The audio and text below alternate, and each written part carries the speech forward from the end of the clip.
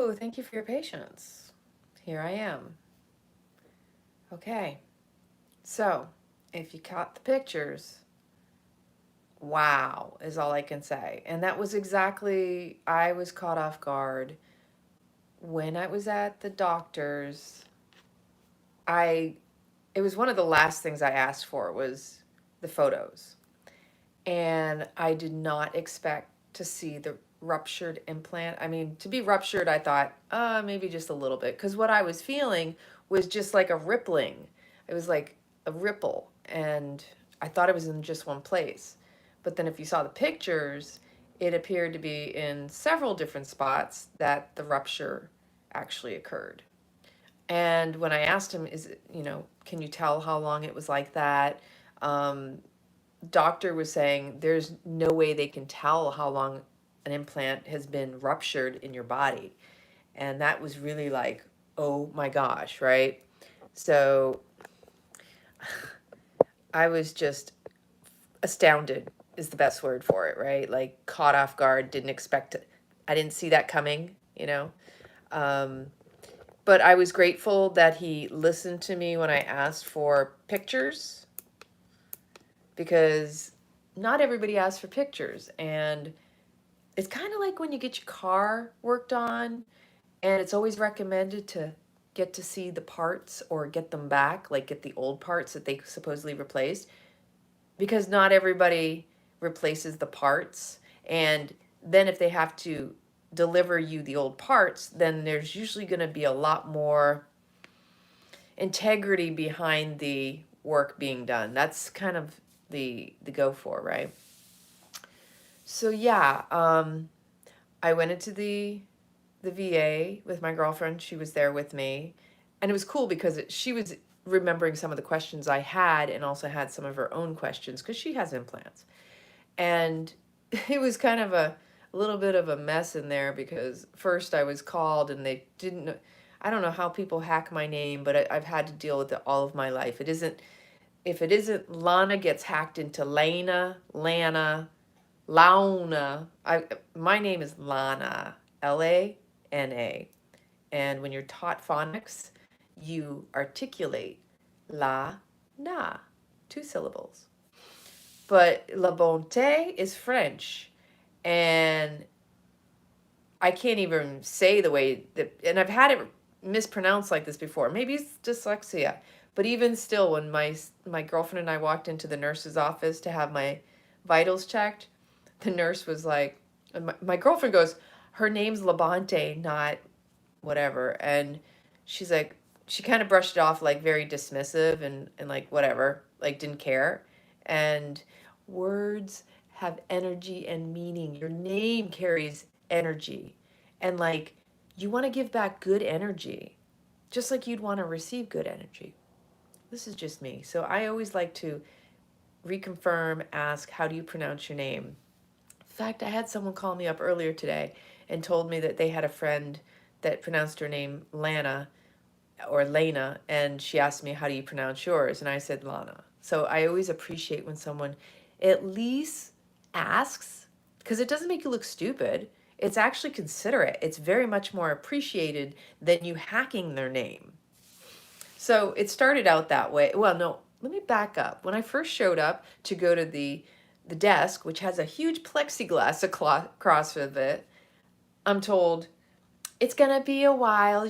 Could you stand back over there? And I was like, wow, okay, that was awkward.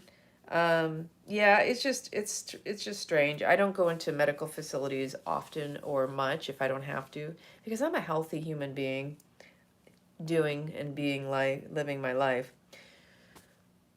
And then I had myself weighed. Now here's a cool thing that I did learn, and it was because I looked it up. So each of my implants were 390 cc's. I don't remember how much that equates to in other ways, but let's just put it this way. It's just under 2 pounds an implant. So essentially, I just removed 4 pounds off of my chest. That's kind of a heavy weight to cover up and shield your heart, your magnetic field, and your battery, and your lungs. Like, I can breathe so much better. I am still kind of working on, some pain and breath and all that. Um, but I wish I'd remembered to bring a new bra with me, because the other one was just stank. And I mean, I was getting sweaty in that thing, and it was thicker and bulkier, a little cumbersome, too many hookies. And just to take a shower, or I should say bird bath, sitting in the tub and my girlfriend helping me wash, that was kind of a struggle, because I had the bandages over me. So they weighed me, and I was 107 or something, 107.7. And that was with the drain tube still hanging out of me, so I didn't really lose that much weight off of me. My big bulky sneakers on. It was just weird. I was like, whatever, okay. And then she always cracks me up. Have you been sick? Have you had this? Nope, nope, nope, nope. Anyway, went in to see the doctor, and the doctor, he went over my pathology report, what they've received back, because they haven't received all of the all the test results back yet. There's some that haven't come back as well. So, like, there were no funky bacteria on the one. And then he had trouble telling, because I don't know how they were doing it. Couldn't tell if it was the left breast or the right breast, because they're supposed to test both separately. And then, and I don't know how they'd be able to tell. I mean, he gave me pictures of the capsules. I didn't share those because some people are squeamish with the blood and everything else. And thank you. And so I just kept it simple. I just shared in my post the picture of my right implant, which was fully intact, and the left that was completely obliterated, ruptured.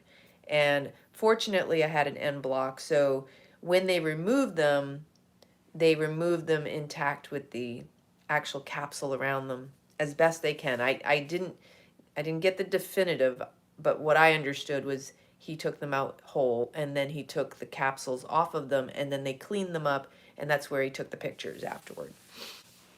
So we were talking. The first thing he asked me, okay, so how much have you been pouring out of the drain tubes? Well, I showed you the drain tubes before when I did the other videos. They're little kind of like bulbous,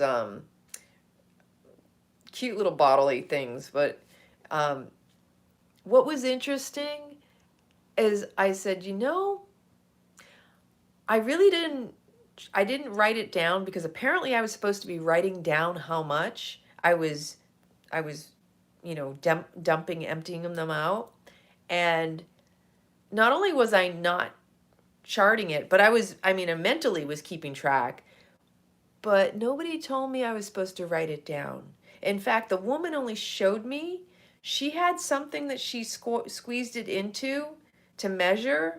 And I was supposed to apparently be tracking both breasts and measuring how much of the fluid was coming out, basically the blood, the plasma. And she didn't mention anything about tracking it or individually left and right breast. And so fortunately, there was a nurse there that he said, okay, in the future, we need to make sure the residents are aware that they are telling them what needs to be documented. Not a big deal for me, but at the same time, fortunately, I was able to say, listen, I showed him there was just a little bit of the plasma blood on the bottom. And I said, I've been dumping them now for the past few days, about twice a day, and they don't get much more than, a little bit more than what I had in there. And there's just a little bit. I said, it's been mostly, coming out more plasma than blood. And then I showed him the strings. So he said, actually, we could probably, I had a suspicion I was going to get them out. So I was grateful for that. And that was kind of cool to watch. I almost had my girlfriend videotape it. I looked at her thinking about it. And then she goes, I just thought, do you want this videoed? And I'm like, nah. And my doctor's like, oh, this is nothing exciting. And we were just both like, well, this is for educational purposes, because I share my experience. And anyway, it wasn't a big deal. I don't think it's necessary to watch that. But literally, I wish somebody had told me how far these things went up, because they go up through part of the incision, and they went up and wrapped around my breast. It wasn't just up the side, which is what I initially thought it was. And about the amount of the tube that came out, I think it was at least, what was that, a good, yeah, about 6 inches. My girlfriend's face was so funny to watch. I do have a little tenderness, but I'm not in pain. So first he takes out the right, and it was more painful on the left when he was pulling it out. Um, I I was just like, wow. I was like, yikes. And my girlfriend's watching it because she was sitting on this side of me. So she's like, she said, I could see why you were fidgety. She said he was kind of pulling at it a little bit more than he could have been, a little gentler. I was like, it wasn't a big deal for me. I have a high tolerance for pain, but, and I know Wendy, you can attest to this. Remind me what it's called. I think it's the vagal basal effect or whatever it is. Terminology wise, basically when your body has an extreme um, pain, it will cause you to kind of almost pass out to protect you. It's a protective mechanism.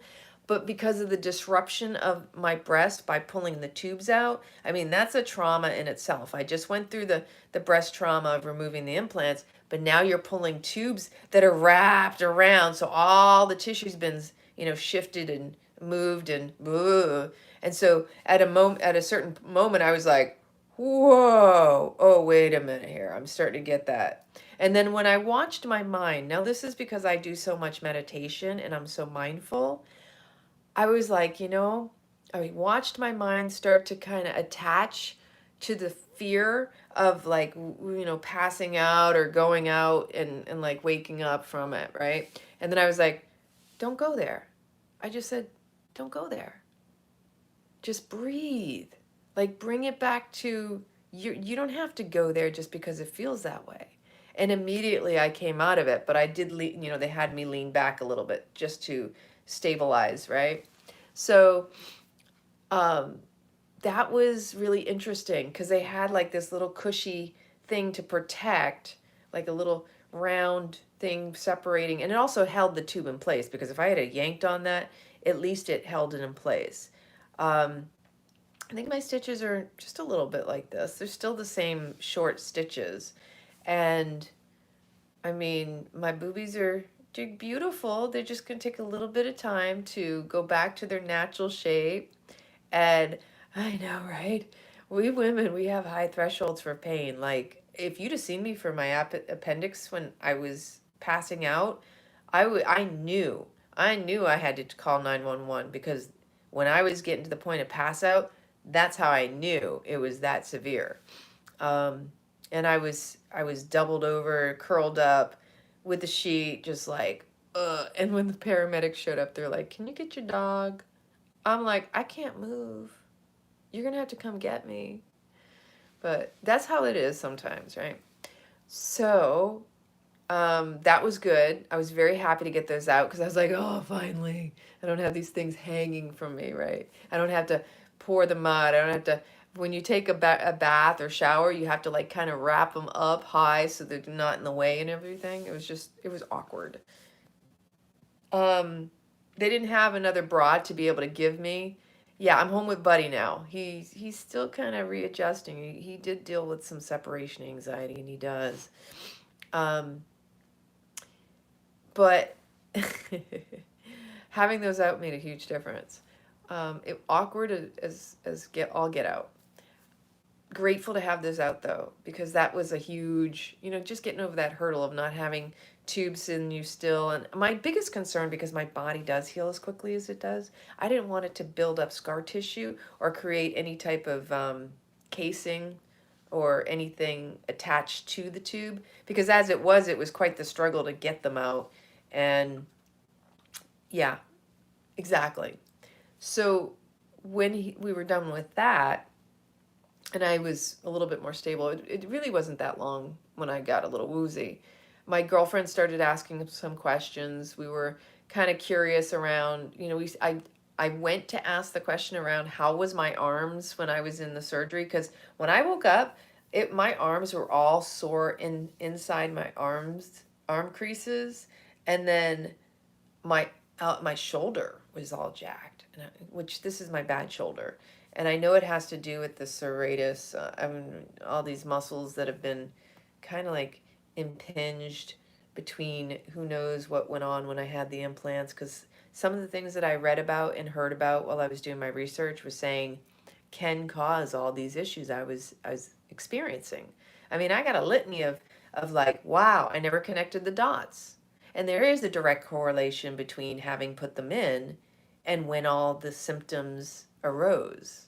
Everything from allergies to autoimmune disease, my GI tract, my IBS, my wisdom teeth, not the wisdom teeth, but the severe clenching of my jaw, the stress, the migraines, Raynaud's, which is huge. I mean, my hands would get so, and I'm not saying they're not still doing it, but they will hopefully clear up.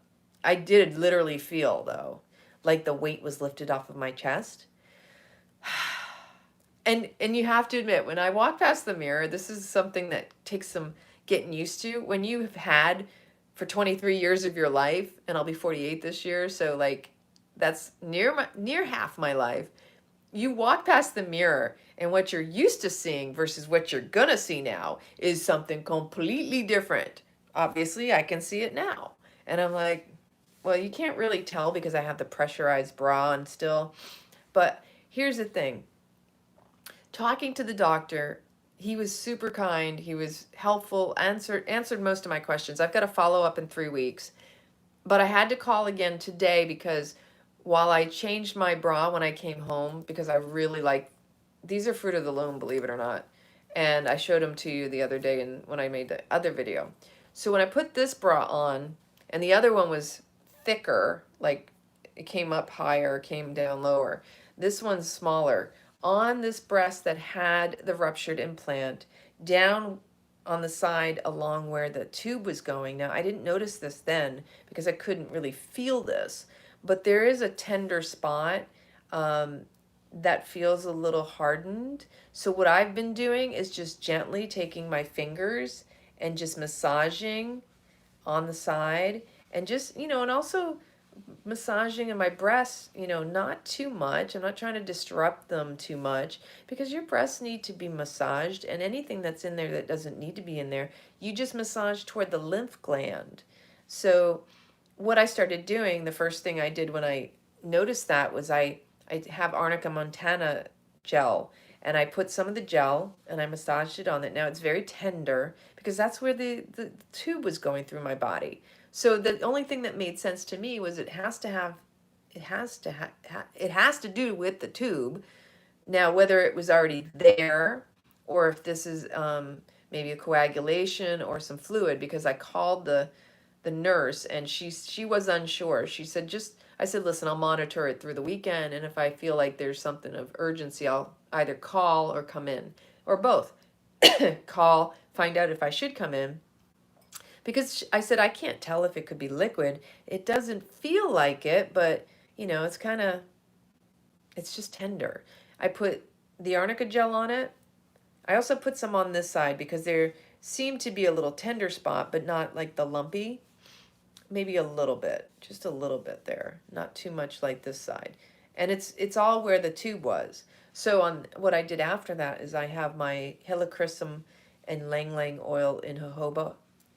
And so what I did was I put some of that on there because helichrysum is super healing and it will penetrate the skin. Arnica montana gel, the arnica gel. Those two things right there, because arnica goes deeper below the skin, and as well as the helichrysum that's in the jojoba oil that I made my own blend. There's a little bit more stuff in there, but essentially that helps with the pain and the healing. A lot of massage therapists, it's not a very well-known oil. It's personally one of my favorites for scars, for joint pain. Helichrysum has two names. Helichrysum is the Greek. Immortelle or immortelle is the Latin derivative. And I learned about it years ago when I was living in Italy, back in the 2003 when I first moved back over there. So yeah, and I've just been massaging it, just being gentle with it, being very loving, and just, it's tender, but sometimes that's the only way, if it is scar tissue, to break that up. so that it doesn't harden. And I'm not supposed to lift over 5 pounds. I did, we were asking, I said, listen, I've been very ginger. I mean, I notice I can kind of lift my arms a little bit, but I'm not trying to like do jumping jacks or reach up for things or, I'm being very attentive and cautious. I'm not trying to do anything off the wall.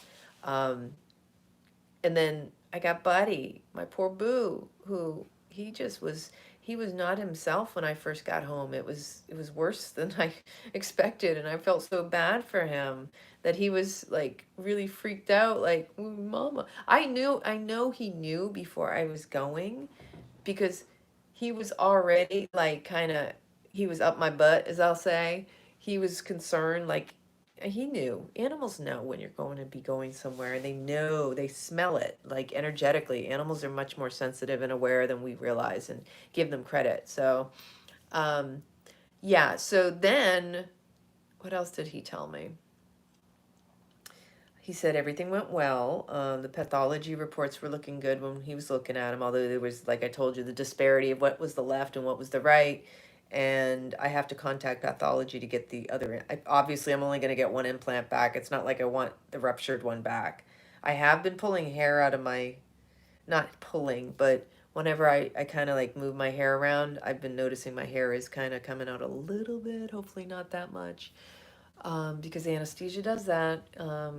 And I did ask them in the beginning, and apparently educated the guy, because he never knew that you lose hair with anesthesia. And his colleagues were like, yeah, that's a thing. So, what else? If you have any questions, let me know. Yeah, I mean, predominantly, I feel pretty good. Here's what I'm doing about the hair loss. I take Biosil, Biosil. That's something I've been taking for a while, ever since my appendectomy, and it really does help with the hair, skin, and nails.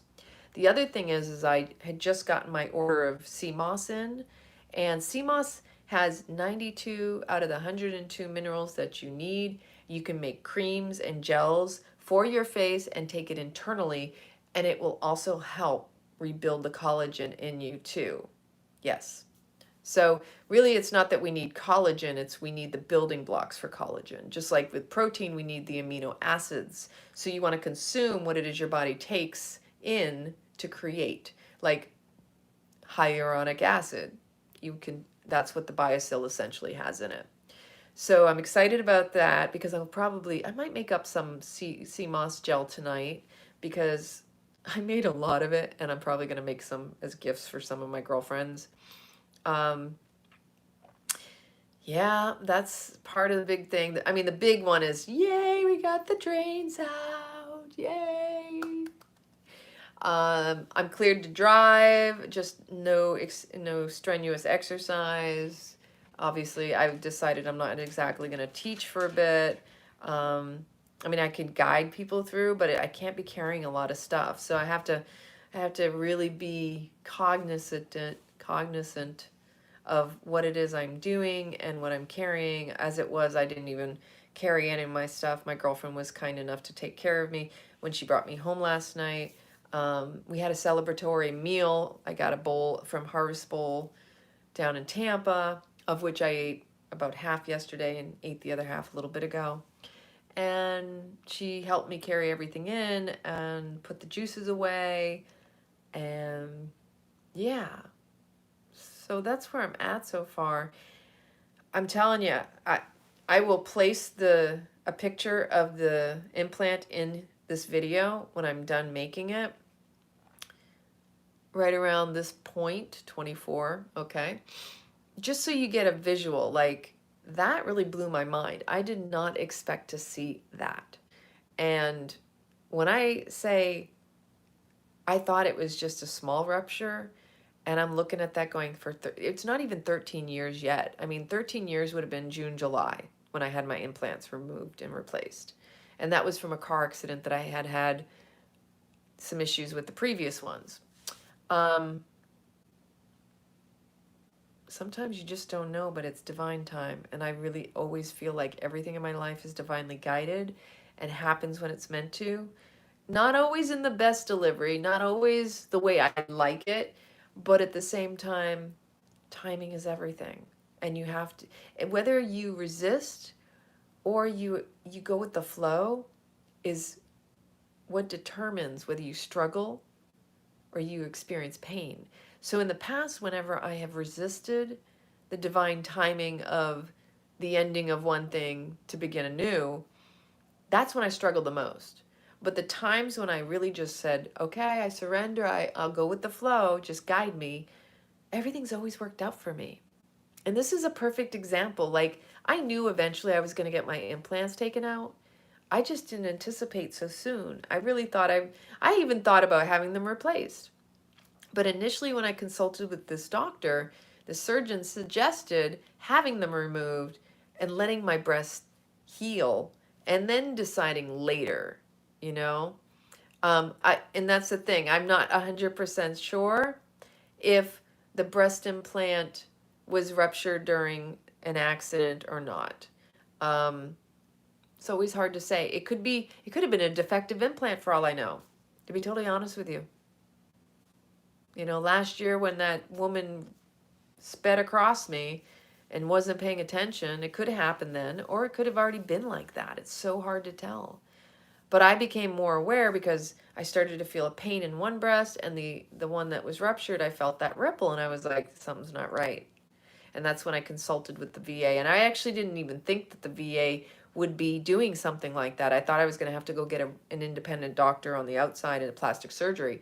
And I am so grateful because I couldn't have been more blessed to not only have that surgeon, but when I went on my surgery, I had the two top surgeons who performed on me. So it wasn't like I had residents operating on me, which is such a blessing. And I already knew that prior going in because I just got this vision and download because I was preparing myself emotionally, mentally, and physically for it. So it was really like, okay, we are watched over, we are blessed, and I am grateful. And I am always, always grateful. Because when you do surrender, yeah, and these were my second set. This was my second set. In total, I had implants for 23 years. The first set I'd had in for 10, and this pair was just coming up on 13. So, and the interesting thing is, I've had girlfriends say, I was told to always replace them at 10 years. And these particular ones were allergens. I always called it allergen, but it's allergen. And they were lot 10, they were type or light, style 10 or something like that. I swore I had the textured ones, so I was a little shocked when I saw them being the clear. But I remembered, I think they were called low profile too. The one thing that's interesting, I didn't expect that they would be two separate lots, so the numbers don't match. And the one that was ruptured, I couldn't tell if there looked like there was one more number, and it only had 6 numbers I could visibly see. So I couldn't get that last number on there when I was writing it down because of the pictures. So I may ask and see if pathology can see that, given that they probably still have that. So that was interesting. I can't think that the doctor told me anything else.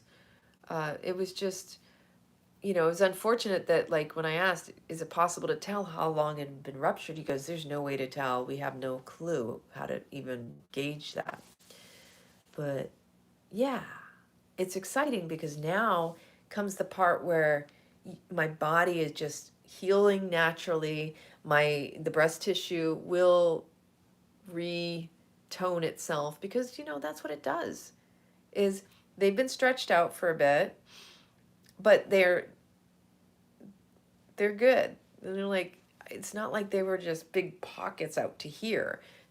Fortunately, I mean, from what I can tell, right now they're just trying to re-adhere and come back to, because they were disrupted. Like, all the tissue inside of my breast pocket has all been disturbed, so it's all got to redistribute. And again, oh, this nipple's coming back on board because my nipples haven't been as sensitive they normally are. Like, they're there, I can feel the touch, I can feel the sensitivity. But like, my left one hasn't come back on board, but my right one is definitely screaming at me right now. And that's interesting about your breasts, ladies. We are, I know when I was before the implants, I mean, I wasn't that big. So and I don't know if they're going to be, a little bit bigger, a little smaller, same, whatever. But I love them just as they are. And I wouldn't have changed my decision whatsoever. So my understanding, this is the thing that sucks about not knowing how long it had been ruptured, because yes, your body creates the capsule around them. So that's that normal protective mechanism that your body does do. Anytime you put a foreign device or some foreign body enters into your body, the white blood cells essentially go into that space. They try to, it's kind of what I refer to as like an operating room. The body has its own defense mechanism. It creates a sterile environment by increasing the white blood cells. So it creates this sterile space. It stitches together some way to protect the body from this foreign device, and it encapsulates it. And if it can get it out, it will move it, just like splinters and things like that. But when it's a large device, it creates the scar tissue, the capsule, the protective layer to separate it so that it's isolated, if that makes sense to anybody. And so the way that they took the implants out was to separate that capsule from the breast tissue, remove the capsule with the implant intact inside. So with that said, my understanding is that nothing leaked out that they didn't clean up if there was anything. But that's why I was concerned about this lump on the left. And I told that to the nurse, but I did tell her I'm massaging it because I'm not 100%, I'm not 100% sure if it is scar tissue or if it may be, whatever. So yeah, and if I hadn't asked, they might have even left the capsule inside of me, and I didn't want that. Because the thing about the capsule, it wouldn't have been there if it wasn't for the implants. So you want to remove any extra wasn't there stuff. And that way your body can go back to normal, as far as I'm concerned, as quickly as it can heal. So it's super tender. Yeah. En bloc. Yeah, ENBLOC. Or the other terminology for it is called a total bilateral capsulectomy. So when it's called capsulectomy, it means they're taking the capsule out, which I had done the research in a previous video when I was going over the bras. I think it was the one I made with the bras in it. I also included the list of different stuff. Oh no, Do Your Research was the title of it, basically, the video that I made. And I put some links in there, and it'll give you more information about questions to ask if you've already had an explant or if you're thinking about having an explant. Because I'll tell you what, now that I've had this and found out about the rupture and recognized the connecting of the dots, the correlation to when I had them placed in, and all the different chronic illnesses, and the various different issues, I would have never connected the dots. And I mean, I know my body. I'm the one over here telling everybody, listen to your body's wisdom. Tap in, tune into it. Because it's speaking a language. It tells you when your mind is out of alignment, your body's going to show the disease. So it's just me just going that next level, showing you and just walking my talk. Because if I'm on this path of mind, body, soul, spirit connection. I'm all about teaching from my personal experience. And I've had people show up to my yoga classes and they've got implants, and I can see that, and I'm not judging, but now I'm not here to condemn anybody, and I understand because I chose to put them in. And I've even had people reach out and attack me for, what, that's not a spiritual thing to have implants. Like, what do you think I was a yoga instructor all this time? We all are going through different walks of life. It's all in that timing of when you're ready to see and accept and embrace the truth of life. A lot of times we make choices because of circumstances. Maybe you had a mastectomy, and so therefore you want to still feel feminine and have breasts, but then you realize it actually makes your life worse. The reality of putting implants into your body that can create more havoc, can reduce your immune system, destroy your internals. Like, I mean, these are choices that initially we think, well, it's available, so it must be safe. And now we're realizing in so many ways around every walk of life that just because it's available doesn't make it safe. Just because you want to believe it's right, it's okay because you can buy it, you can see it, you can, like they wouldn't sell that at the store if it wasn't safe. They sell guns, they sell knives. It's how people use them. It's what you do with them. It's the intention behind it sometimes, but it's also really having a heart-to-heart with yourself, which is what I had to do, and conditioning yourself and preparing yourself for the, okay, I have to go through this metamorphosis. I have to go through this rebirth because I am no longer the person I was when I put the implants in, and I need to be true to my wholeness and be who I am, mind, body, and soul. Like, that's what I am doing for me. And I feel like in some way, shape, or form that just by sharing this story, there will be someone out there who's going to be touched in such a way you realize, it's a hard truth. That's why I don't try to say you should. I'm not going to should on anybody. It's the last thing I'm ever going to do. But the truth of the matter is when you realize you have chronic illnesses, you have disturbances in your body, that your body just isn't right, something's just off, and you want to feel healthy and whole, there comes a time when you have to actually let go of the things that really no longer reflect who you are, because that's part of the dis-ease and the misalignment in the mind, is that when we try to modify ourselves for acceptance, or yeah, we can do the eyebrows tattooed because that's an enhancement and it makes us feel good. I mean, honestly, I love that I had my eyebrows done. That I wouldn't change whatsoever. But compared to the breast implants, I feel like this was a safer deal. My sinuses are acting up. I think it was the chocolate. So I had a really good night's sleep last night. I just feel like my life is starting over again. And people are going to see me different. I always get compliments on my posture. That was kind of a joke with my girlfriend. I said, I always get compliments on my posture. I said, they're really going to notice my posture now because something's missing. Because, this is a huge difference. No pun intended, or pun intended. And even looking in the mirror, I'm like, oh, hello, you look beautiful. I love the way you look. Others are going to see you totally different, too.